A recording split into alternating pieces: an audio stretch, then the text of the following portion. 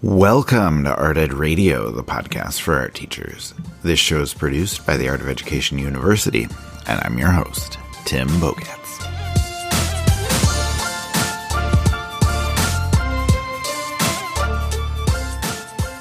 Welcome to part 2 of our ChatGPT podcasts.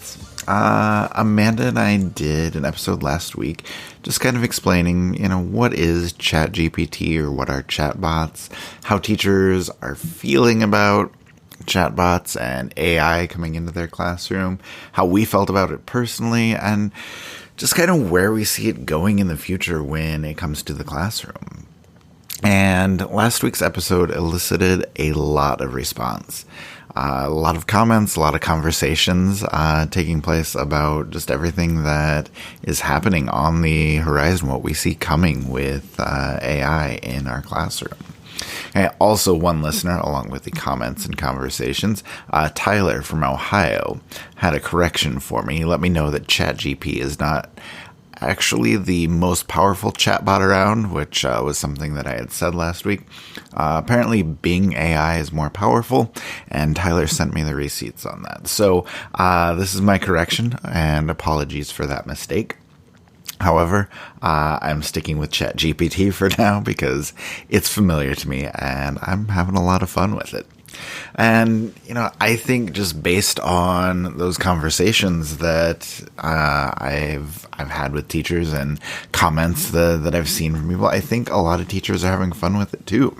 I had quite a few people sharing with me ideas that they are trying, things that they are doing with chatbots in their classroom. So Amanda and I wanted to do a second episode to share some of those ideas that we've heard, and also share some of the explorations that we've done ourselves. So you'll hear a little bit from Amanda and me, and you'll also hear a lot from podcast listeners, prompts that they've come up with, just ideas on how they're using it in their classroom. And, hopefully this conversation as a whole can give you a little bit better view as to what you can do with a chatbot in your classroom. So let me bring on Amanda so we can start sharing some ideas.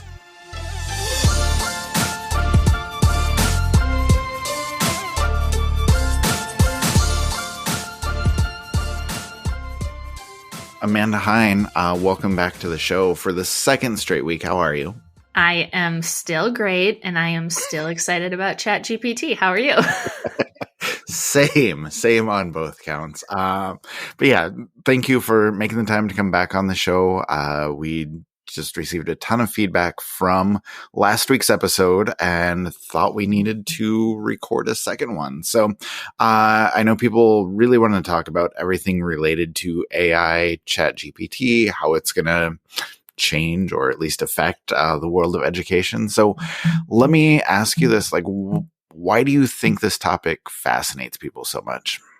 Right. Well, I think there are a few reasons. First of all, we recorded last week and we ended the recording of our other episode, and then we just kept talking for 20 minutes. Right.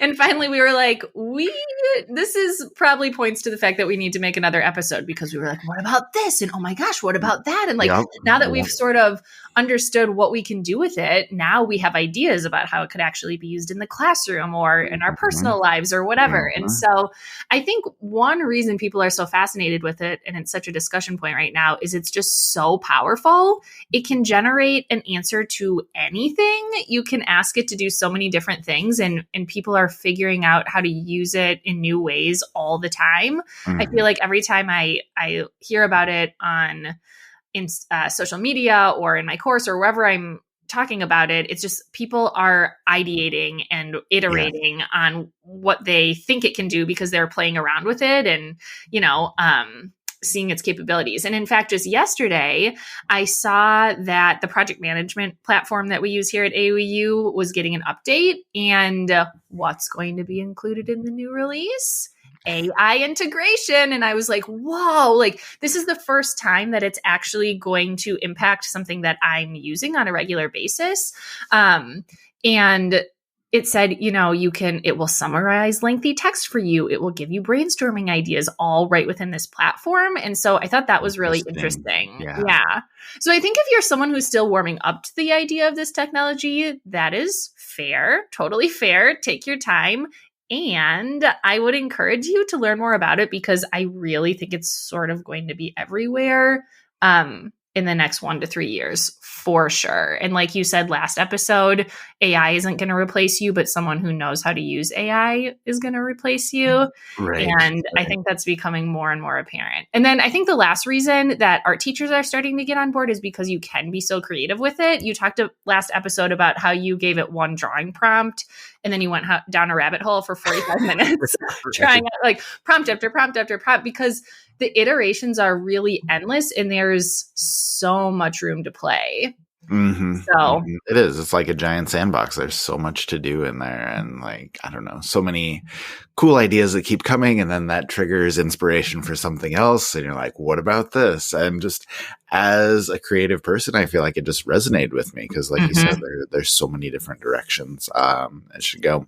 But yeah, let's talk about prompts. So last week I shared a couple of mine and shared how I had some fun with that. And I know you had a couple specific ideas of, how you would use it in the classroom. So do you mind sharing those? No, not at all. And I think this is really interesting because often on this show, we bring in experts with tried and true ideas, right? Who like, they have done it in their classroom. And so we can talk to them about it. But we're sort of at a weird precipice with this where people haven't really used it in the classroom yet, or they're still experimenting. So please take these ideas with a grain of salt. I think they would be cool. I think that they hopefully will spark some ideas for you or maybe make you think of, some tangents you can go on. But I was thinking about if I was in the classroom, there are so many things that I would want to try with this technology.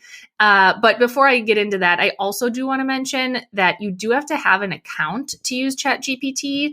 So a lot of these ideas are teacher generated at this point because we don't really know, maybe we'll get to a point where students have those accounts. I don't know, but I'm interested if like districts are going to allow kids to do that or if they might put up the firewall and block it.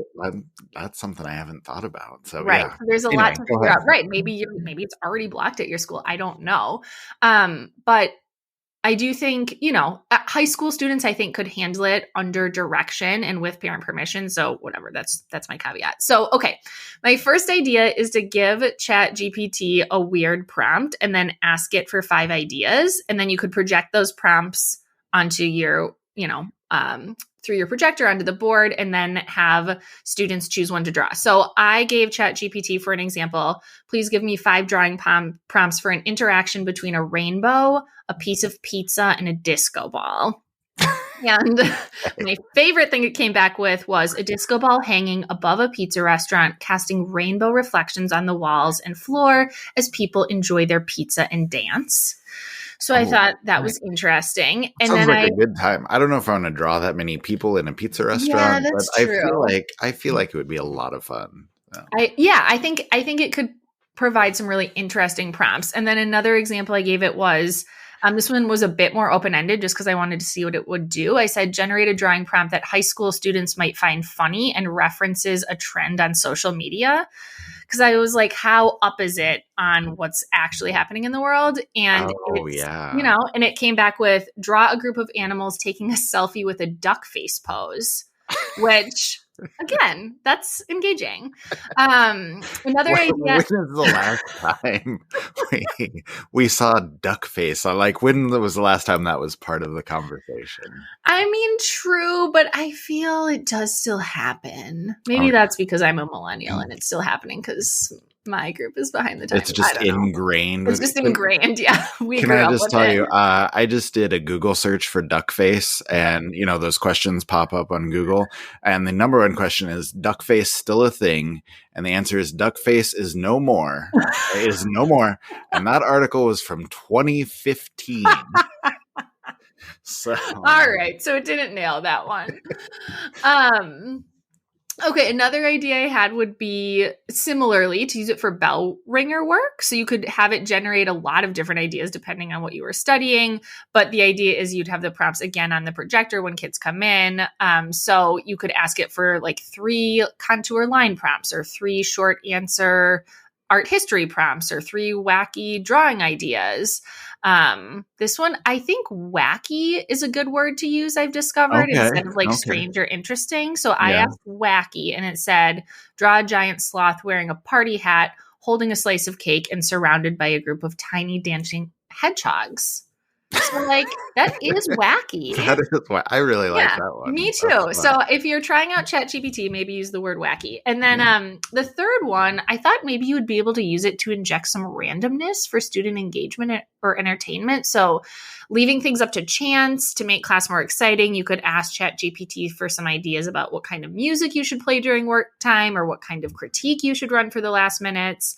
And then students could vote from the choices because again, we know ChatGPT gives at minimum like 500 words, right? It's Right. very long-winded. So I was trying to play around with it to give me like one single prompt. And it was having trouble with that. So I think, Okay. a couple and then have kids vote. But it could be an interesting way to get students involved in things. But have you Okay. heard about Yeah, so that? I was just going to say that was super interesting because I received one email. I mean, I received a lot of emails this past week, but Yes. one of them in particular was from Joanne in Minnesota. And she asked ChatGPT to pick some music for her that she could play in Mm-hmm. her classroom while her students were working. And then she said she just went down a rabbit hole because one of the suggestions was it wanted lo-fi music, which Mm-hmm. is perfect to work on. And she's like, what is lo-fi? And so it gave her an explanation, but then also gave her like a YouTube channel, a Spotify channel, some specific Oh, artists to look up, interesting. and also like general search terms that you could put into Google to like help you find more about it. And so she ends up like looking up all these artists and, finding all of these different things, which helped her connect with some kids in her classroom that really Yeah. love like these lo-fi beats. And then also just gave her a new type of music that she was kind of enjoying. So I thought I that was love pretty that. cool. That is really cool. Yeah, that was a good suggestion. Okay, we had another idea that you and I had come up with. Mhm. I don't know, I'm sure lots of other people have come up with it too, but we asked ChatGPT to describe an artwork for a student with a visual impairment. Yes. Okay. And I had asked it about Guernica because I was looking up Picasso for some other research that I was doing, and it did a great job of describing everything that was going on with Guernica, and also gave it like some historical context about like why Mhm. the painting was created, along with that description of what's going on visually. And I thought that was super interesting. And I thought it did a really good job. So I would like to put it to the test and try it again. So Excellent. I have it up. Amanda, what painting would you like me to Mhm. have it describe for us? Okay, I feel like I want something very complex and Okay. meaningful. Can we Okay. do the two Fridas? Two I don't know Frida. exactly. Is Ooh. it called the two Fridas? I think it is just called, well, I'll just put it in as Okay. such and See what see what happens. it comes up with. Okay. So, please describe Frida Kahlo's painting Two Fridas for someone with a visual impairment. Okay. It is thinking and it is writing. Okay. Are you ready? I'm ready. The painting depicts two self-portraits of Frida Kahlo, both of which are seated side by side on a wooden bench. The two Fridas are holding hands and are dressed in colorful traditional Mexican clothing. Okay, so we have the right painting. Great. Yeah. Perfect. So far, so good. The Frida on the left is wearing a white European-style dress with a lace collar and cuffs. Her heart is exposed with blood dripping down from the exposed heart. The other Frida on the right is wearing a traditional Mexican dress with a colorful blouse and long skirt. She's holding a small portrait of the artist Diego Rivera in her lap. The background of the painting is a stormy sky with dark clouds and a landscape of a partially visible cityscape. The colors of the painting are bold and vivid with a strong use of red, blue, and gold. Pretty good Yeah, with the I'm description so impressed. far. Yeah, Yeah. this is good. The painting is small, measuring approximately 5 feet by 5 feet. Would Let's you stop call right that there. small? Not sure how I Minuscule. describe 5 feet by 25 5 feet. square feet, I small. I would not describe that as small, but that's okay. It is painted with oil on canvas. Brushstrokes are visible and textured, giving the painting a sense of depth and movement. Okay, and it's got a summary for us. Overall, Frida Kahlo's Two Fridas painting is a striking self-portrait that depicts the artist's two sides and cultural heritage. The painting is characterized by its vibrant colors, use of symbolism, and emotional intensity. Okay, I love it. Not bad. Not bad. And like this goes back to Guernica because you were telling me about that, and it really did capture the mood of being in the room with that painting, which is really interesting. And I think obviously great for students with visual impairments, but also great for anybody. If you can't, we're not all going to go to the Louvre or, any other great museum.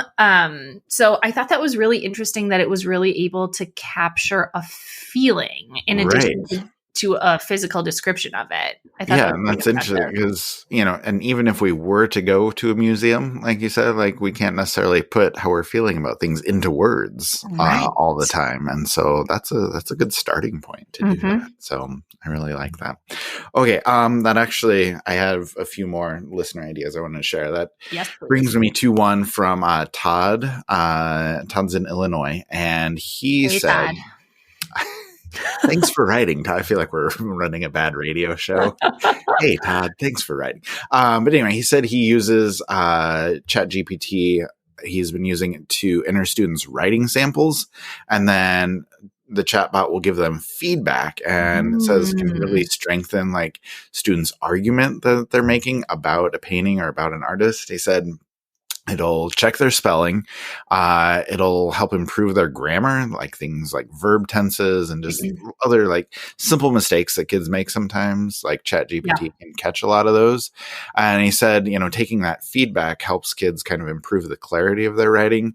The chatbot like summarizes their argument and says, here's what I'm seeing or here's what I'm reading, which really helps kids see if they're on the right track and then gives them suggestions on how the writing could be improved. So I think that's a really cool way to use that. Yeah.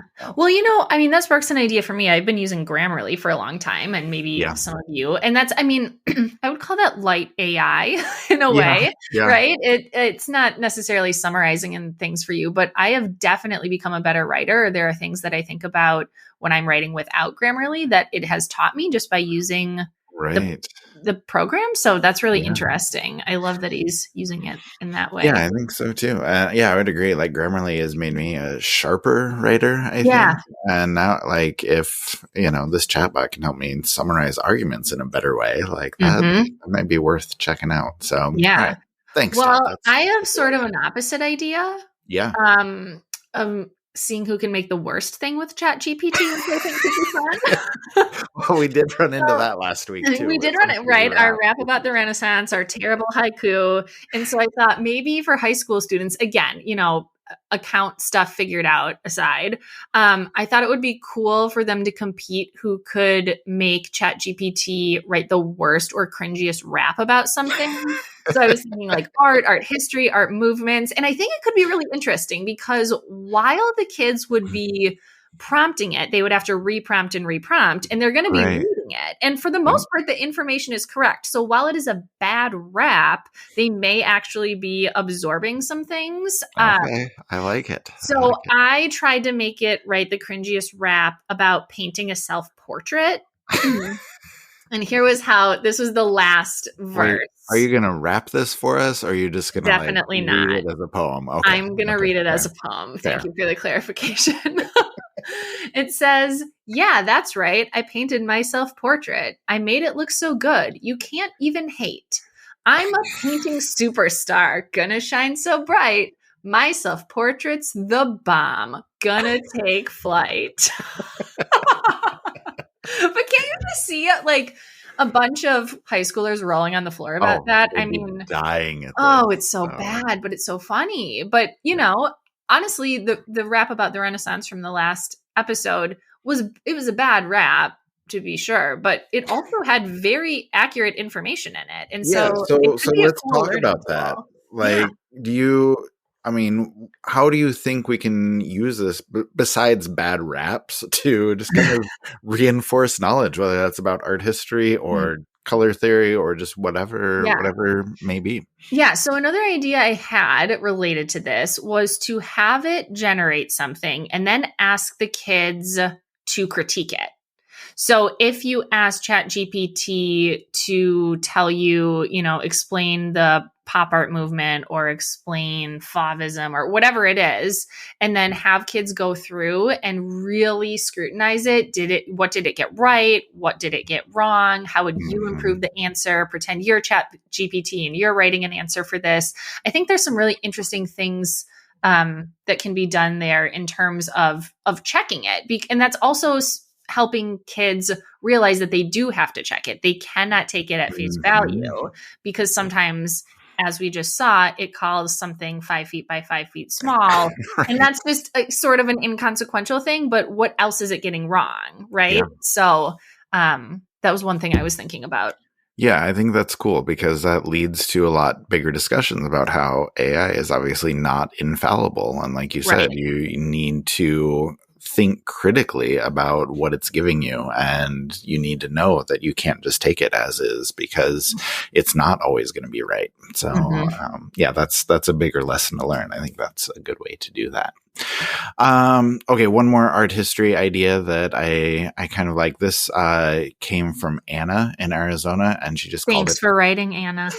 Thank you, Anna. It's called "Identify the Artist" was the name she gave it, and she basically just quick like 2 sentence thing. She likes to have ChatGPT write letters as various like historical figures.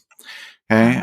Like write me a Oh, letter from Vincent van Gogh when he was in the south of France in whatever year.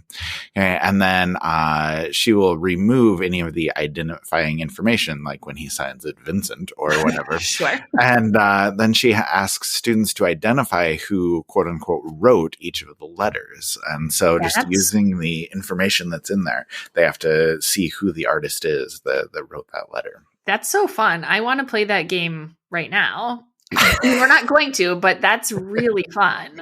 Yeah, it's a super cool idea. So I think that's a good one.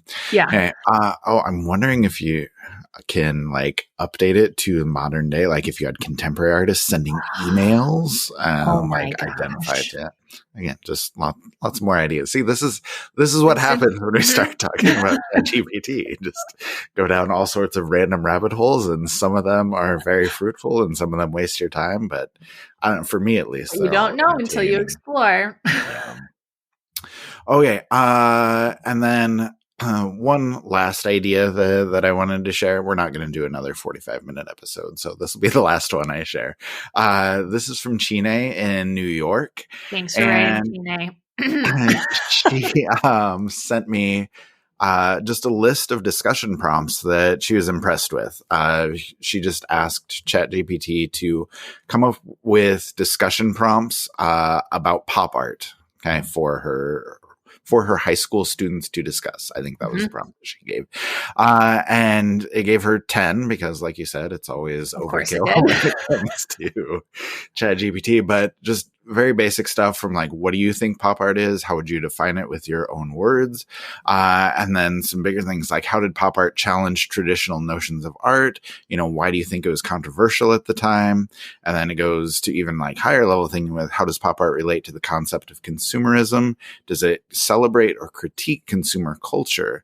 And then, how might the pop art movement have been different if it had emerged in a different time or place? And like, Ooh. these are some really good Yeah. questions. So, anyway, Chine was very impressed with those, and I'm really impressed with them. Yeah. Like, those are discussion prompts that I would use in my classroom. So, Absolutely. I really like those. So cool. Amanda, like I said, I want to wrap this up before we get going too long. Is there anything else you want to share? Any closing thoughts? Or have you given us all you have already? I mean, I think I would close it just the way I closed the last one. Like, hopefully you're intrigued. I got a message from someone on Instagram who was like, I was really scared about this, but I listened to the episode and now I'm excited to try it out. And that made Love me it. feel really happy. And that's kind of what we're asking, I think, is we're bringing this to you because we think it's something that is going to impact your life. And we think that art teachers absolutely need to know about it. And I think that playing around with it is going to make you feel more comfortable. You may play around with it and decide you still hate it. For example, nothing's going to make me like those dog robots I talked about in the first episode, but I respect them and the technology used to create them. And so I think, yeah, just like I said, I think playing around with it is definitely worthwhile. Give it 30 minutes, see what's up. And I think we're going to be seeing a lot more of it. So the better you are informed, the better you will be equipped to deal with that. Yeah, absolutely. I think just, if you like it and you're ahead of the curve and you can be kind of a leader or, just a sounding board with some knowledge for people in your school, that can be incredibly helpful. And if you try it and decide you hate it, like you said, like you at least have a reason. You can say, I don't like it because of reasons X, Y, and Z, not just like, oh, it's scary or I don't want to use that. And I think that is a better place to be coming from. So yeah, like you said, we definitely encourage people to try it out and just kind of see what they think. And yeah, it's probably going to serve you well. So, all right. Well, Amanda, thank you so much. I appreciate the discussion. Appreciate you coming back for episode number 2. And hopefully everyone will enjoy this one as well. Absolutely. Thanks for having me. All right, that will do it for part 2 of this conversation from Amanda and me. I hope you enjoyed it. Like I said at the beginning, I just wanted to share some ideas from a lot of our listeners and from us as well. And I hope that something we did here, something that we talked about today, maybe piqued your interest.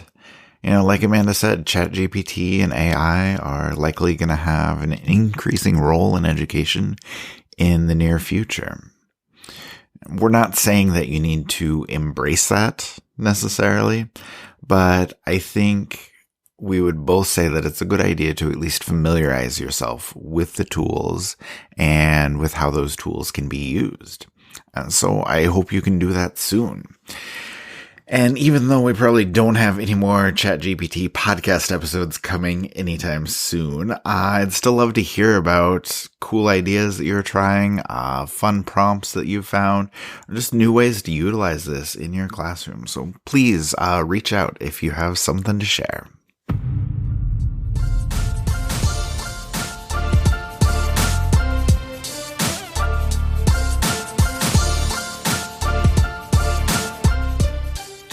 Art Ed Radio is produced by the Art of Education University with audio engineering from Michael Crocker. Thank you, as always, for listening, and we will talk to you again next week.